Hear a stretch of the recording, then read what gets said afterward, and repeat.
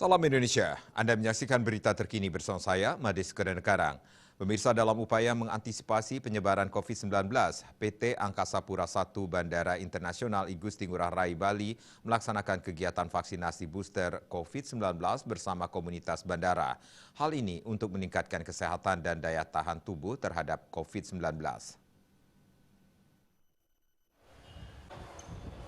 General Manager PT Angkasa Pura I Bandara Internasional I Gusti Ngurah Rai, Heri A.Y. Sikado mengatakan, komunitas bandara selain dari PT Angkasa Pura I Bandara Internasional I Gusti Ngurah Rai adalah otoritas bandara wilayah 4, Perum LPPNPI, Bea Cukai, Kantor Kesehatan Pelabuhan Kelas 1 Denpasar, Imigrasi, Karantina, Basarnas, Maskapai, dan Ground Handling. Kegiatan vaksinasi booster COVID-19 tersebut dilaksanakan di area lobi kedatangan Terminal Internasional.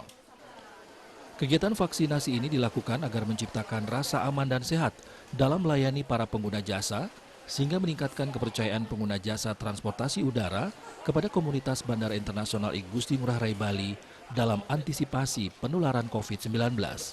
Heri mengatakan pihaknya terus berupaya memastikan seluruh petugas yang beraktivitas di Bandara Internasional I Gusti Ngurah Rai Bali telah memperoleh vaksin, sehingga tidak menutup kemungkinan akan ada sesi selanjutnya pemberian vaksin booster susulan.